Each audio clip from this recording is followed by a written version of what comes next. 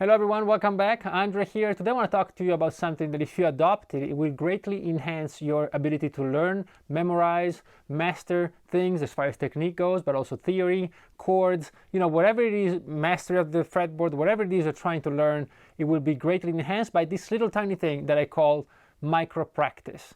And the idea is very simple. Throughout the day, you walk by your instrument many times, and you usually have these very tiny amounts of time free that you usually don't see as potentially productive. If you have a minute here and 30 seconds there, they kind of get lost. But just as when you save a penny or two every day, and then at the end of the year you open your jar and you're amazed by the amount of money you have, it's kind of the same thing here. So maybe we can afford a nice guitar dinner by the end of the year by just simply piling on to these little pennies of time. So the idea is very simple. We want to start looking at those tiny amounts of time we have through the day as potential practice time.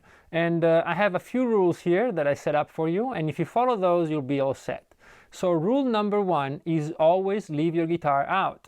So if you have your guitar in a case or in a gig bag, you'll never open it if you only have a minute free, right? So always make sure you have a stand in your house, maybe in a room, the living room, wherever they let you, and so that as soon as you walk by, you can grab the guitar, sit down, and just put in some practice. All right, so that's the first rule. The second rule is to focus on only one thing.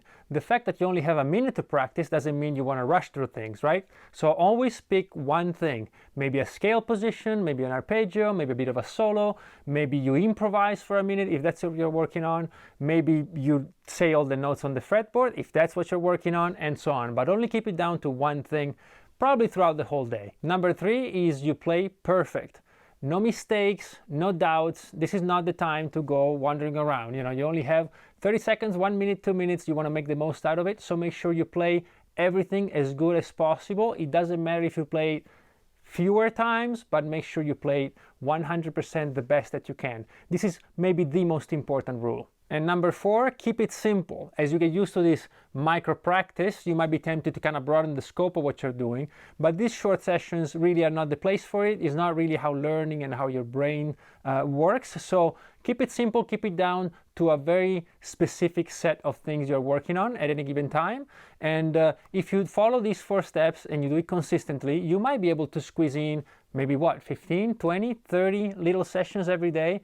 That's more than most people play in a single day, and it's true that you won't have time to dig deep into things, but you will have time to learn, and with the added benefit of then resting your mind and your fingers until the next opportunity. Now, this of course will not replace your regular practice. It's just simply an add-on, but it can be very significant. All right, I hope you enjoy this. As always, please like, subscribe, and especially comment. I love your comments. I love reading them. I do everything I can to answer all of them, so please keep them coming, and I will see you very soon. Thank you very much. Bye bye.